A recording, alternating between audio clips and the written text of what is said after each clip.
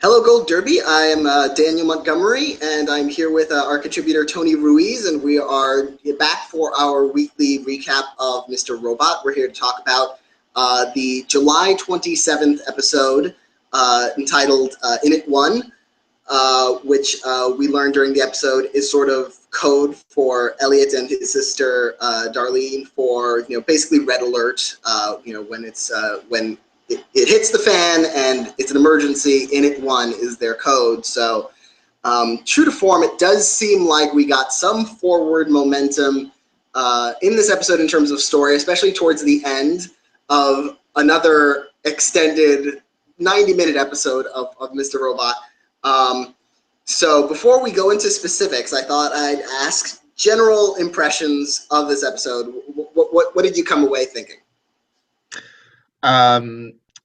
The thing that I noticed the most about this episode was the music.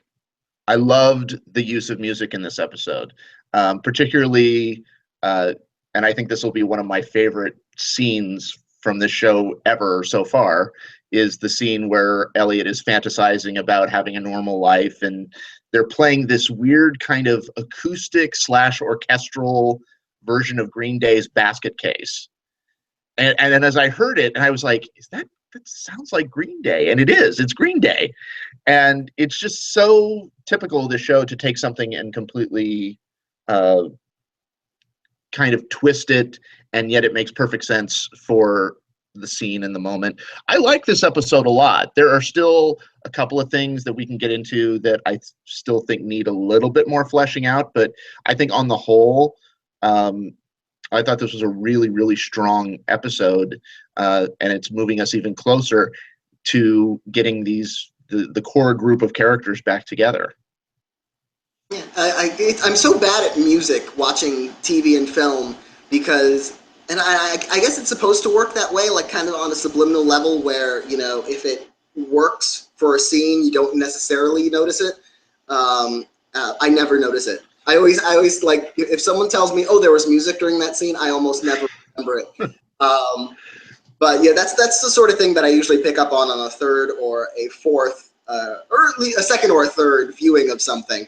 But what struck me was, what always strikes me is, I love the cinematography of this episode. I loved the direction, especially of the dream sequence that you mentioned. That was so creepy and good.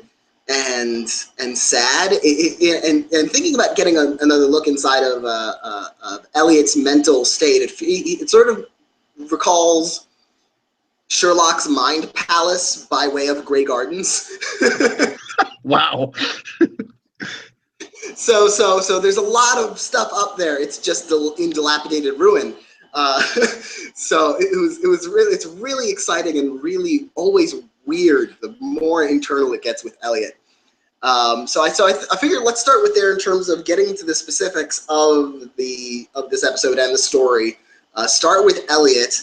The crux of this episode was him deciding to play a chess game against himself. The Christian Slater, the Mr. Robot alter ego, and the winner basically takes all. If Elliot wins, then Mr. Robot goes away. If Mr. Robot wins, then Elliot pretty much goes away. And it ends in a stalemate. He can't defeat himself. He needs to reckon with himself. And what I liked about that is that at the end, especially with Darlene in danger, which we can talk more about specifically in a little bit, it seemed that at the end of this episode, he finally made a decision.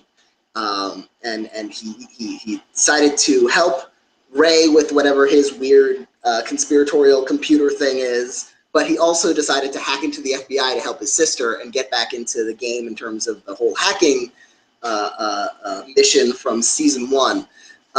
So what did you think about that element of the story and Elliot sort of getting back on track in a way?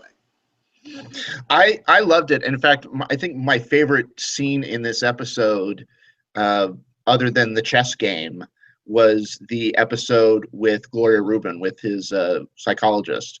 And of course, anytime Gloria Rubin's on this show, I'm always happy, because I think she's so, it's not just a typical, psychologist-patient relationship. There are real layers to her. and I like that they're only giving us little bits of her at a time. But I thought that was a great scene because, she's trying to force Elliot. She asked Elliot at one point, "Can I talk to him?" Meaning the Mr. Robot alter ego, and he really does not want to. He wants to push Mr. Robot so far away, and I thought that was one of Malik's most dramatic scenes. Very rarely, very rarely see him kind of, raise his voice like that and really get emotional. And he's actually quite vulnerable in that moment. And I think it connects to the end because at the end he realizes he can't just push him away. He can't beat him. He can't make him go away. He has to somehow figure out, this is a part of who I am. So I need to figure out how to, if not control this, at least coexist with this. And what I thought was interesting, and I don't know if you read this the same way I did, in the very last scene where Elliot is hacking into the FBI, it seemed to me that Christian Slater's character was almost kind of like surprised, like, oh, you're okay, you're back in it, but you're still doing your own thing. So I think in some ways, Elliot is trying to maybe play both sides. He's trying to have it his way, and yet still, as he says, scratch that itch that he keeps feeling. And the other thing I loved about that scene was immediately, Craig Robinson has been such a welcome addition, and you still can't quite figure him out. It was interesting how he's been such a kind of friendly presence at least with Elliot, and kind of like almost sort of mentorish. And yet the minute Elliot said, "Yes, I will help you," it was almost like Ray becomes a little bit more ominous. It's like, now, okay, you're my buddy and you're helping me, but here are the rules.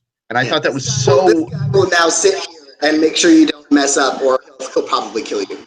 Right. And I thought that was so well played. I'm just loving everything that Craig Robinson is doing on this show. Yeah, what I liked about, a lot of this story, actually, it's sort of confusing. The episode starts with a flashback, and a lot of these episodes have dealt with flashbacks that sort of flesh things out a little bit more. I feel like, because we were talking last week about how we were all kind of confused about Elliot and Darlene's mother. I couldn't remember if she was really supposed to be alive, if she was really supposed to be there. I feel like this prologue was written to get that information in there. Specifically reference the mother and their relationship to the mother, which actually doesn't clarify much, because now it's confusing about, well, what, if there's that complex relationship, then what exactly is going on there with the mother actually being there, presumably, and any of that happening. So I was a little bit glad that I knew where that character stood in terms of the relationship to the rest of the story, but also a little bit confused still as to where that character stood in relationship with the story. You almost feel like the mother is kind of like the key, because there clearly has to be some element of mental illness with the mother. Because every time we see her, at least this season especially, she's in the background, sitting in a dark room, usually staring at the television. To me, I think if we knew too much, I think that would be like the key to Elliot's, some of Elliot's problems. And I think they're deliberately holding that out there, and that at some point in the long game, maybe we'll learn more about that.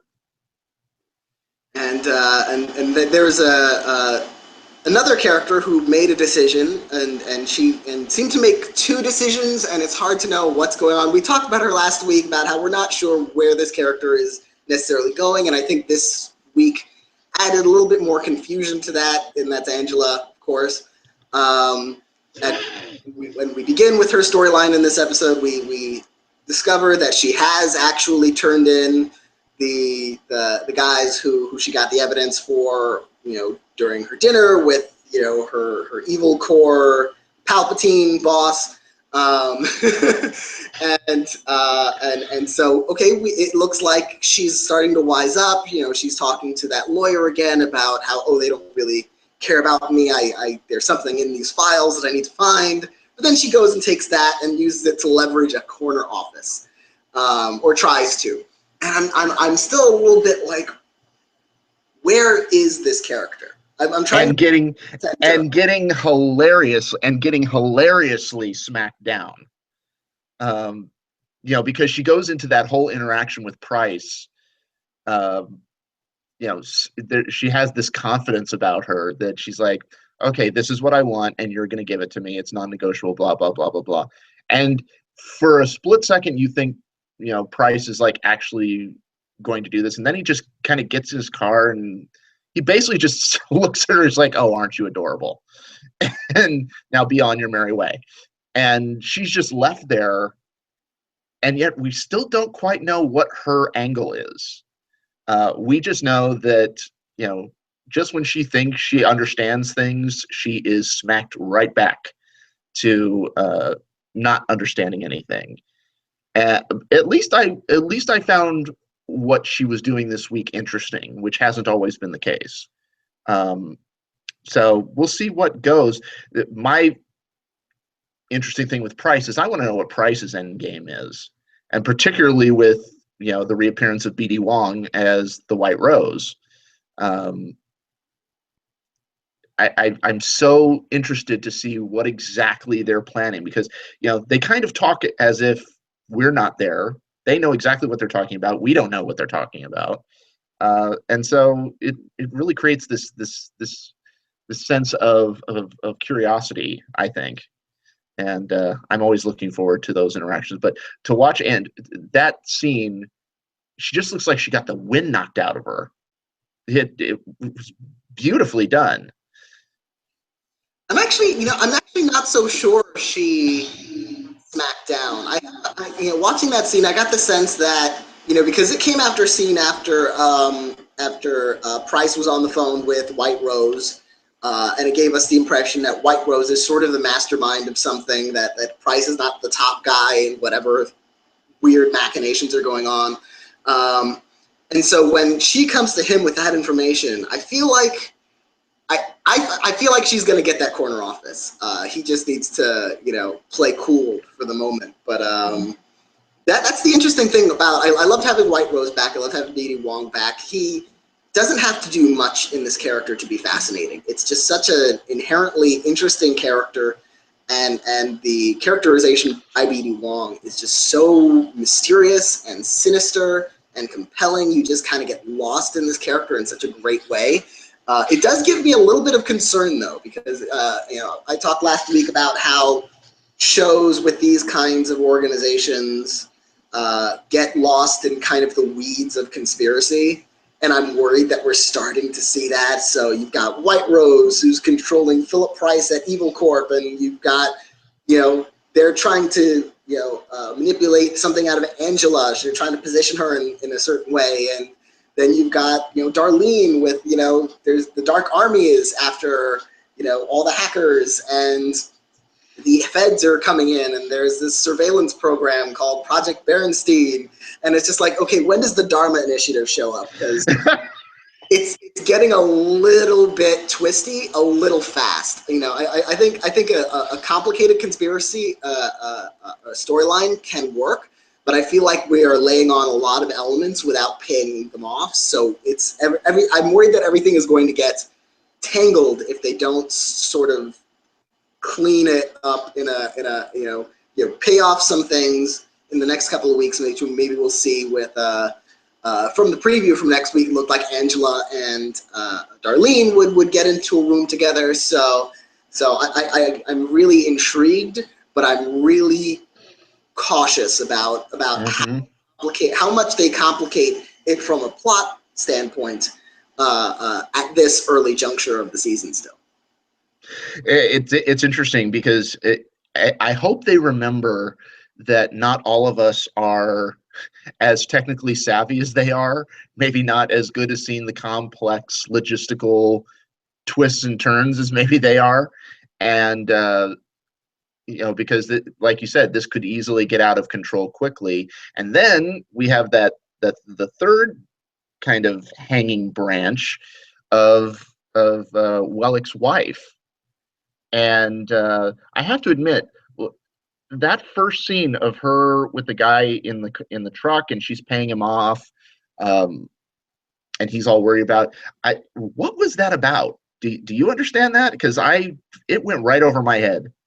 I watched that scene thinking one of two things was happening. One, either there was something in the first season that happened that I forgot about, or two, that this is a mysterious plot thread that they're going to build on and pay off on later, hopefully. Okay, so it wasn't just. I'm hoping it's a second too, because I looked at that and I was like, who is this guy and why is he so freaked out? And why does the driver look like he wants to have him killed like immediately? Yeah, I feel like it is the latter, just because the show, the writing of that scene was so, it felt like, it's sort of like the scene between White Rose and Philip, the phone call. It felt so deliberately cryptic that we're supposed to be asking what's going on instead of actually knowing it. So what we know is that Mrs. Lady McWellick, Hashtag. which is, yeah, well, actually, I'm just going to call her that from now on, Lady McWellick. Yep. She is covering something up involving her husband. It's costing her money to do it because she has to pay this guy off who's lying for her. So much so that she's willing to come begging to Brian Stokes Mitchell's character for his severance package, which severance packages for suspected murderers is a little odd there. But yeah, so and I think after that first scene, we saw them driving off Lady McWellick, and the mystery driver driving off in the location where Elliot woke up, missing one Wellick, and so that's interesting. Although that's still a little too disconnected for me to say, like, oh my goodness, that happened in the same place as that, because we still have no idea what the hell is going on. And we still haven't seen Wellick back, at least not in a real capacity, because just in that dream sequence. But what I want to ask you, what did you think about the scene between Lady McWellick and her gigolo, boy toy, bartender, DJ guy? That felt like, kind of a role-playing thing. It's like, you can't give me what I want. I love you. It's like, no, you don't really. Yeah, that's what I thought. It struck me as so odd, because we had seen, Lady McWellick's gigolo in the previous episode, just kind of abusing her in their little S&M fantasies with her bodyguard standing right outside. And then this is something completely different. For a second, you're almost convinced it's like, oh, well, you're never going to, because it started off with him saying, I'd like to take you here and there, and she says, oh, but you're a bartender that makes $15 an hour, and you're never going to take me here. But that's one of the reasons, I had all of this stuff, and it didn't make me happy. It seemed like this odd confessional from a character who hasn't earned that yet.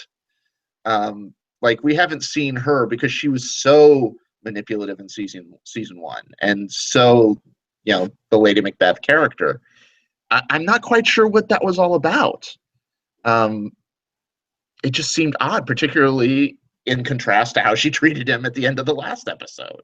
Yeah, I'm not convinced that was real, in the sense of that she was making a true confession. I feel like, because she's sort of playing around with the scenarios, the S&M scenario last week, and now I guess the boyfriend experience in this episode. It really just feels like he's a substitute for Wellick, and not a real one, not one that she's particularly invested in. She said, "I love you." I didn't believe it, and not in the sense of I didn't believe the writing, or I didn't believe the acting. I believe in this scenario that she's playing a role of some kind, either for her own fun or for her own sanity while Wellick is missing, or whatever. She's just sort of toying with this guy in a way that's entertaining to her, or helpful to her mentally or emotionally. So yeah, I wouldn't mind seeing where that goes. I find her interesting. I just, but I haven't seen enough of what's going on with her and with her in regards to the larger storyline to say I'm totally down with this character yet. So I'm sort of wait and see with her.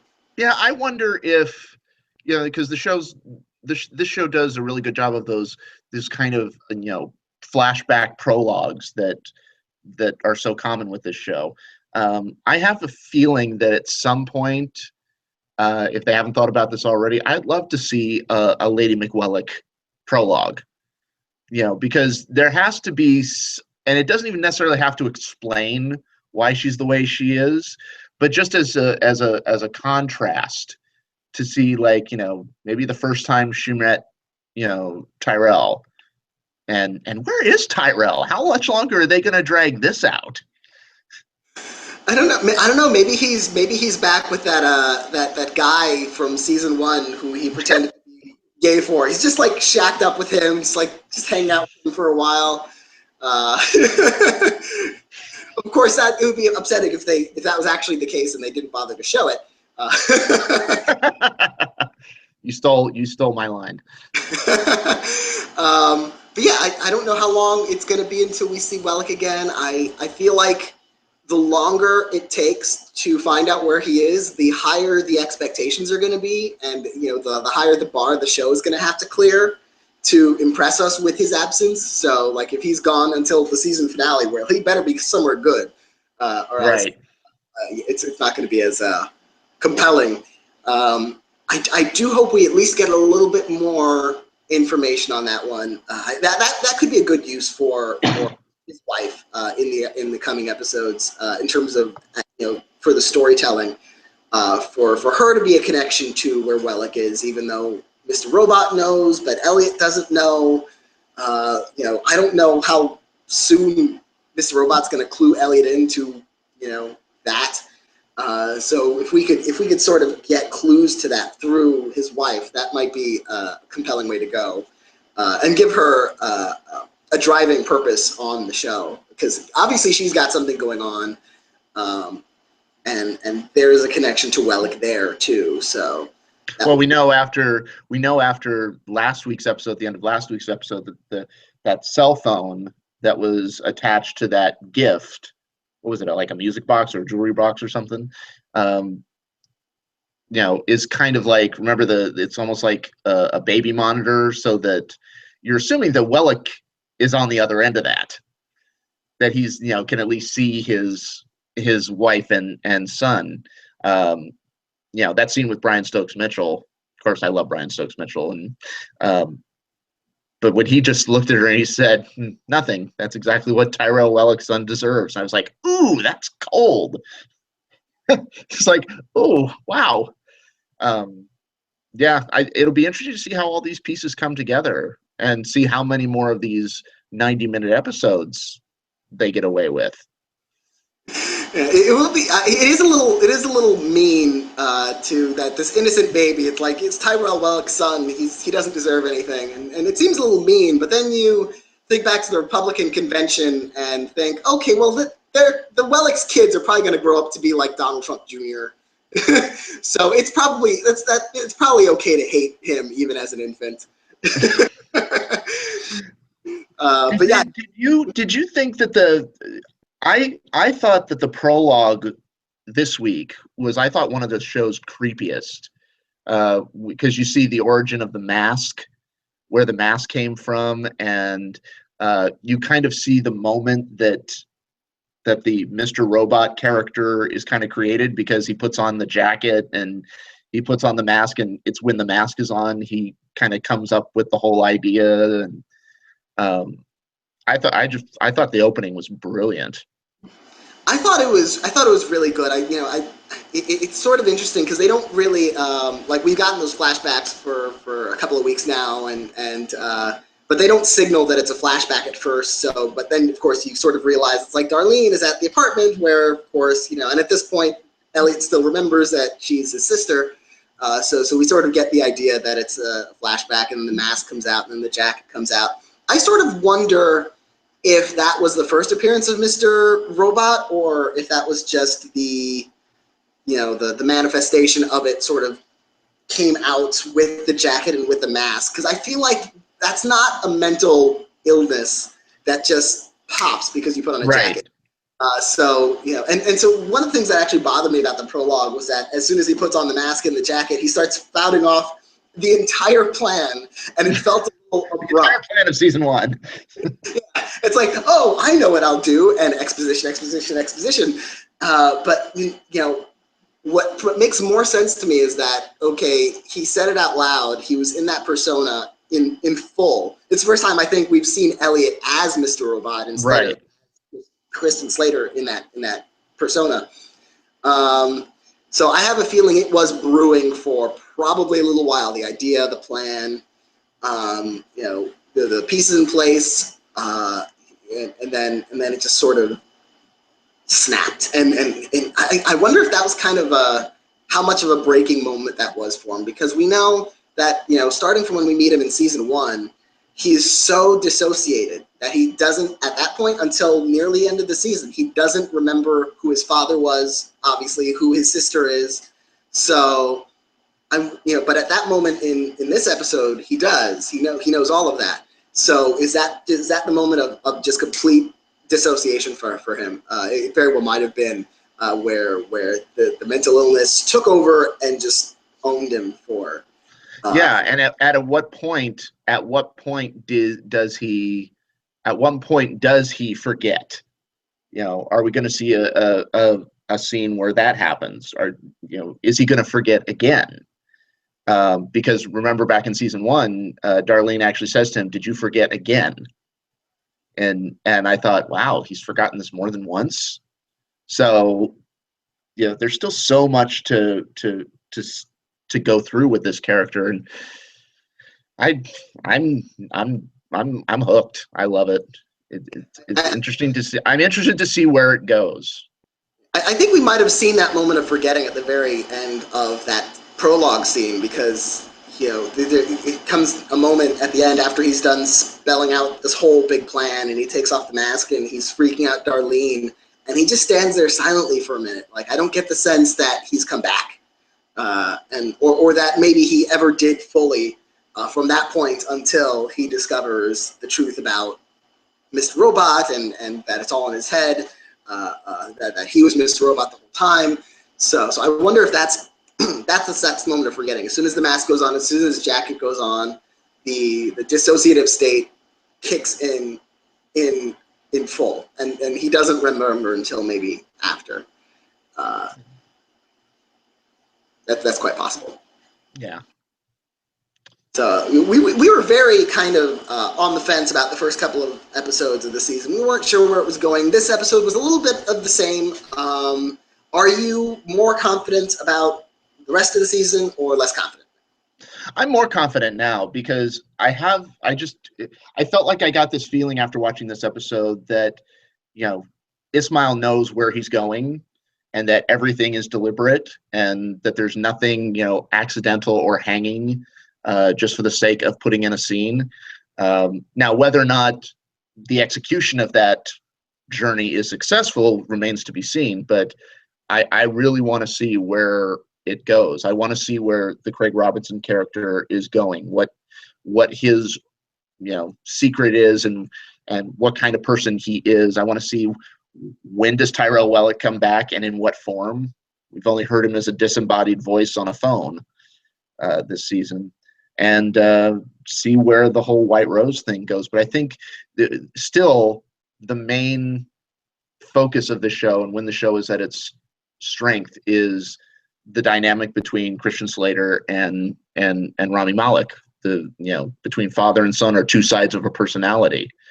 Now, I think it gives the show this extra layer of being more than just a thriller, or just a kind of a caper sort of thing, because it really kind of dives into this whole issue of mental illness. I love Darlene's line.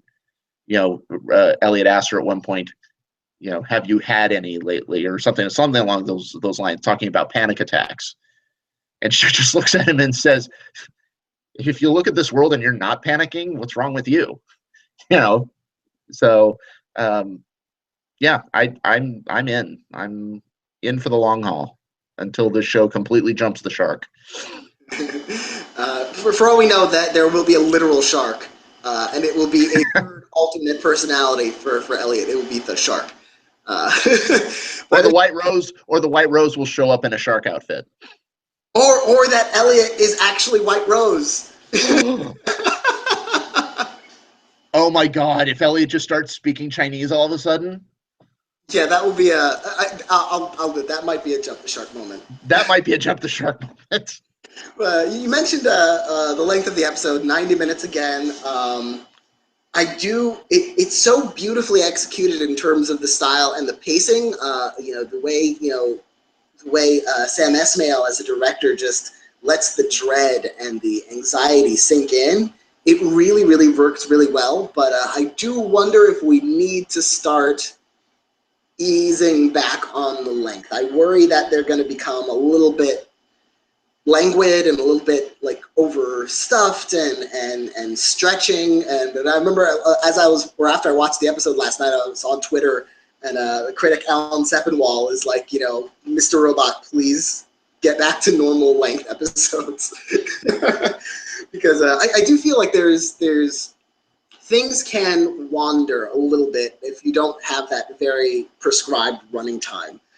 So I don't know how many more of these we'll get. I have a feeling more often than not we'll see these length episodes from, just from seeing how the first few episodes have gone. Are you looking forward to long episodes, or are you kind of dreading long episodes? I don't feel about it one way or the other, because I usually will I'll record the episode first and then watch it. So I don't necessarily feel the length, because, I'm not sitting through commercials or anything like that. To me, even the long episodes, this episode did not feel that long to me. Again, it has more to do with the tension. Are there scenes that he could probably get rid of? Yeah, I'm not sure we needed that whole long scene of Darlene basically in paranoid state being followed and ending up with that guy from the Dark Army in the bar, or the sex scene after it.